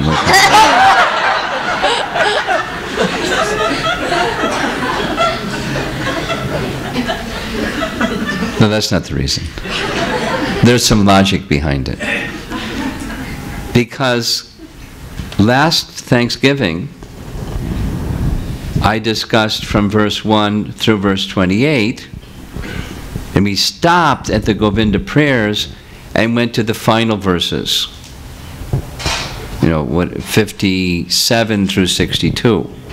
Because I wanted this time to just cover the Govinda prayers. However, the Govinda prayers are expanding on the first one. So this time I did the first one. And then continued where we left off last time. That's why. And also like... There is logic to it. And only starting on verse 29, the verses end with Govinda Madi Purisham. Except the very last verse, 56, doesn't end like that. But it's part of the prayers of Govinda, of Brahma to Govinda. So I included that one too. 56. Thank you. You're welcome. Hare Krishna Maharaj. So my question is, what does each Vishnu do? What does Vishnu do? Yeah, so like he maintains. So what does Mahavishnu do? Like what specific? He creates. He manifests the universes and maintains them. Okay. Through his expansion, Śrī Daksha Vishnu. You have something? No. Online? No?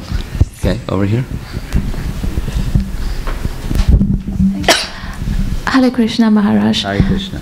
I'm just curious, like global warming, all these disasters, is it just Shiva doing his work? If it's he just like performing his duties, then should we do anything about these disasters? Yes, we should do something.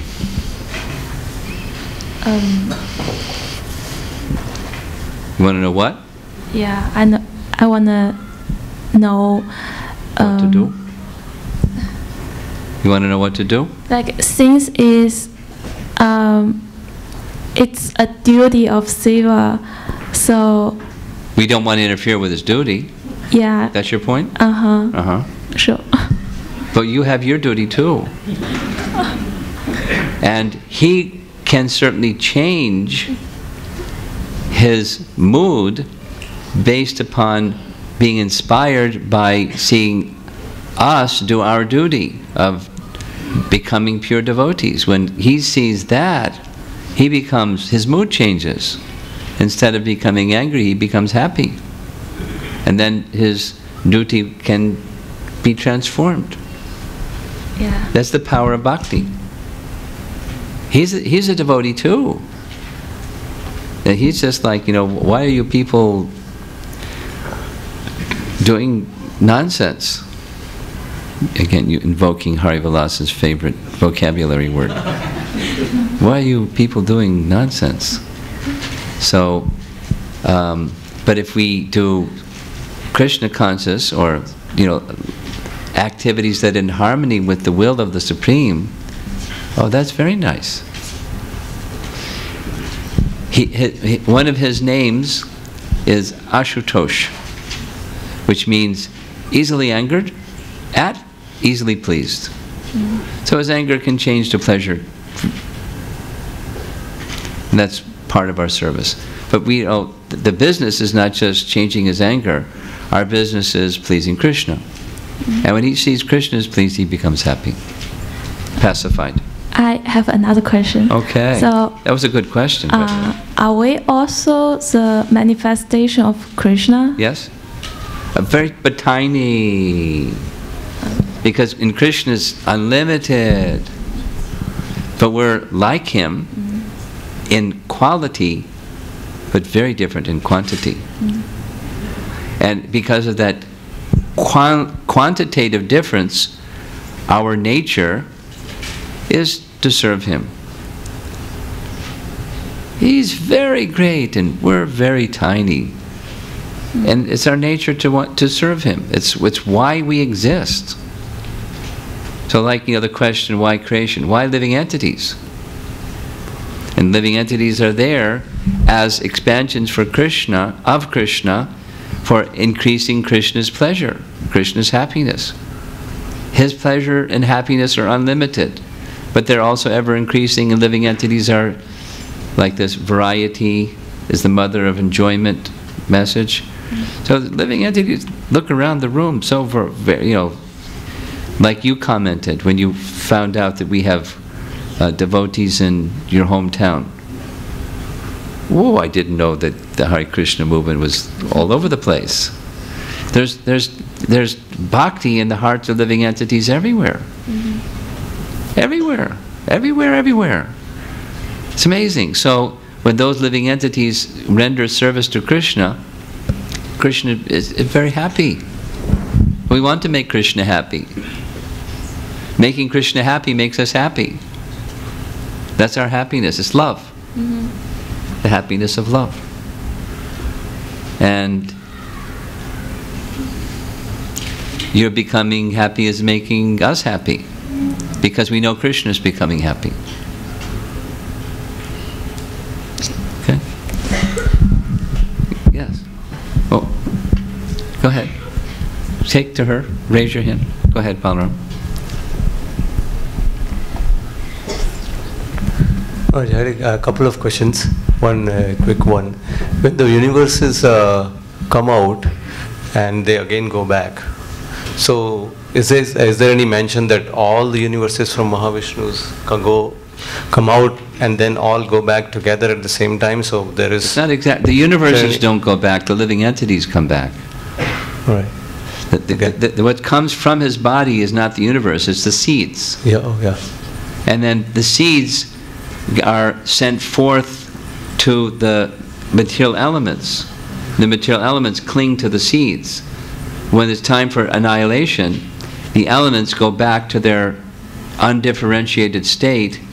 The seeds return at his inhalation of living entities into his body. So does that happen for all the universes at the same time? Yeah. Okay. Yeah. Okay. As they go, they come. Next question. Next question is, as we see this elaborate is a small word to say, all this arrangement that is made to create the material creation. We can't even... Just for us, huh? Yeah, so I was just thinking, it's completely incomprehensible. Yes. Absolutely. We can't replicate it. Yeah. Even the human body itself is incomprehensible. So what about hearing all of these things? So, as a lesson for us as we try to understand this, what can we understand in terms of the nature of the Supreme Lord? He is very compassionate. And the lesson for us. He's very compassionate. And we're very selfish and foolish. And it's good to recognize that the error of our ways and correct from the error side to the in harmony with this loving person side. That's the take home. And we're being given, not only the facility, we're being given encouragement and resources and please take it. And we're going, well, Let me think about it.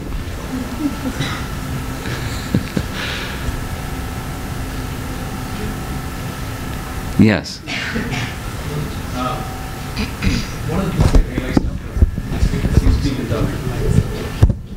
One of the things I realized after listening to the Brahma Samhita classes is that the Big Bang Theory completely aligns with the process of creation that we have described in Brahma Samhita. For example, the universe is expanding and there is a cooling stage and things like that. Is that true? Understand? Yes, yes, yes. In the back, all the way. The cause of the expanding and the contracting have a different, the reason why, but yeah, the phenomena is similar. Yes? Hare Krishna Maharaj. What is the difference between disaster, Lord Shiva's service is disaster of university and Lord Mahavishnu's inhalation and exhalation? He inhales all universes. That means that itself is disastration of a universe. Well, but that's just, before he inhales, the place is destroyed. There's fire, and then the fire expands. The fire comes from Ananta, and Tandava Nitra, the fire of the dance of devastation, comes from Lord Shiva, and it just expands and expands and expands and expands and wins, and then everything is withdrawn. It's part of the devastation process. It's like teamwork. At Microsoft and Teams. Yes. So each universe has a different, one single Lord Shiva who has his different expansions? Correct. Okay. Yes. Yeah, that's what I wanted. And are they all like many-faced, like Lord Brahma, like one has 4 heads, one has 100 heads? I don't know. I never heard any description about how many. Hare Krishna Maharaj. You described how Lord Balaram is serving in every single way possible. To the max. And in Vrindavan, I remember you mentioned that he even expands in all the different rasas. Yes, he does. And he's not different from Krishna. And here is Srimati Radharani, always thinking to serve Krishna, always serving, non-different from Krishna. And I was trying to understand, what is it about Srimati Radharani that makes her the most intimate? Because it seems like both are very, very similar. But the mood, I'm guessing, is different. Well, the rasa is different. Balaram expands as Ananga Manjari to assist Radha in her loving relationship with Krishna, because that's most pleasing to Krishna. He just wants to serve Krishna. But Radharani is his Sladini potency. Balaram isn't. He's his expansion. It's a difference, the mood of service is similar, but the tattva is different. Shakti tattva is not the same as Vishnu tattva. It's different. Yes. Hare Krishna Maharaj. Maharaj, I want to know if there is any significance that Anantashesh's body is of a serpent. I'm trying to reconcile with the fact that I've heard a story that once there was a serpent and Bhaktisiddhanta Maharaj asked the serpent to be killed because he's in a body which is full of envy. And so why, with that understanding, then why Lord Anantashesh is in the serpent form? Is there any significance there?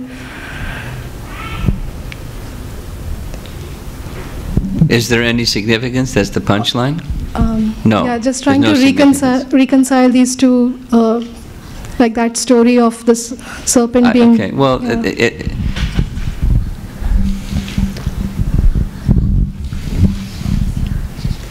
it's something like, that which is like the banyan tree that's reflected in the lake.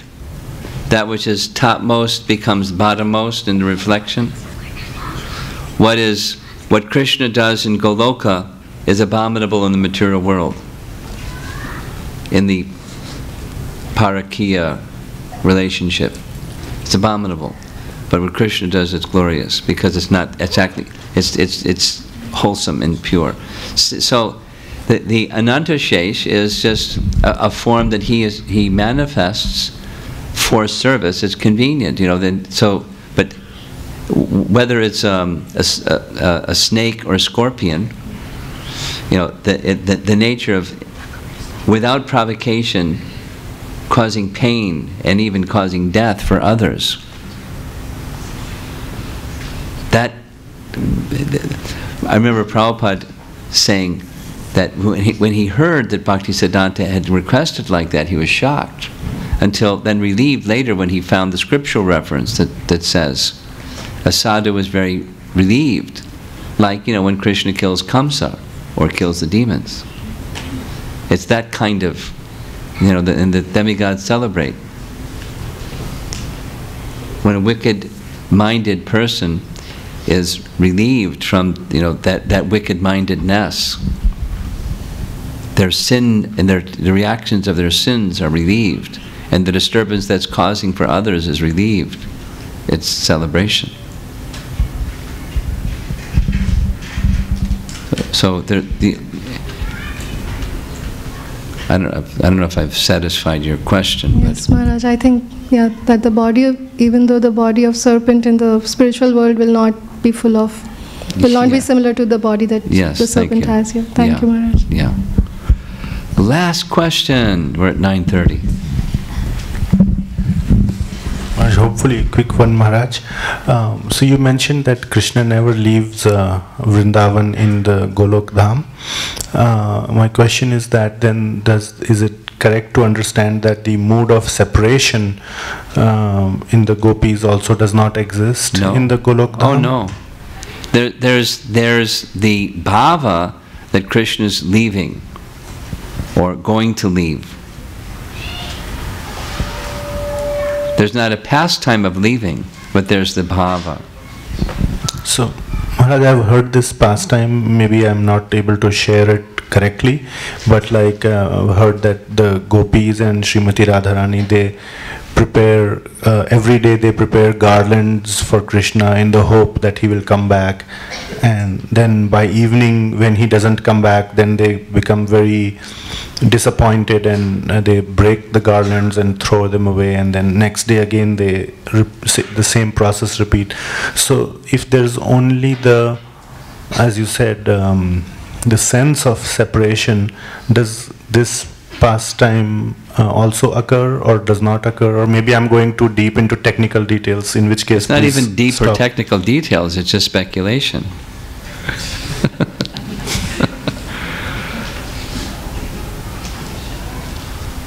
Okay.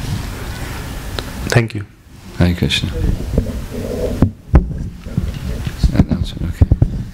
Actually, we'll take a few moments and honor Jai Sachinandan Prabhu today here. It's his birthday. And I would like to say a few words about him, actually. He's a temple president of Portland. And 10, 11 years ago, when we went to Portland, there was nothing. There was a little warehouse we rented. Haridas Prabhu, myself, we had gone. And rent was $1,500 or $1,800, and we paid first month or two rent from here. I sent the money for light bill and all. And then Jai Sachinandan Prabhu and Mataji, Bhakti Rasa and little Arpana back then was so young. They've been a tremendous strength and the pillar of, they were like Anant Sesha, what we're learning today. They held up the temple.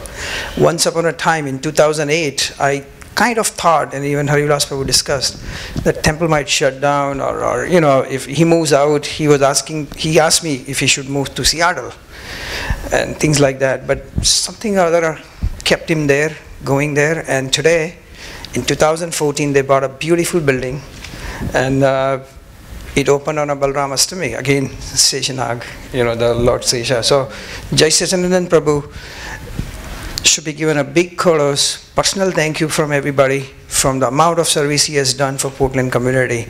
It's very extraordinary what he has done. And I see miracle in my life that I consider that happening of temple there is one of the miracle.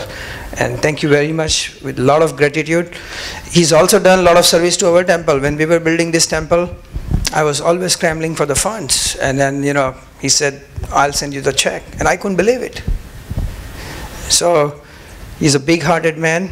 He's a wonderful devotee. He's a full-time physician, working so many hours, but he has created a beautiful devotional life all around him, actually, and then close to his family. And then, of course, without Mataji's support and his mother's support, and the father who left the world, and Arpana, they are just tremendous. I request you, if you do not know about them, get to know them. You will appreciate it. So, Prabhu, bring the cake and the garland.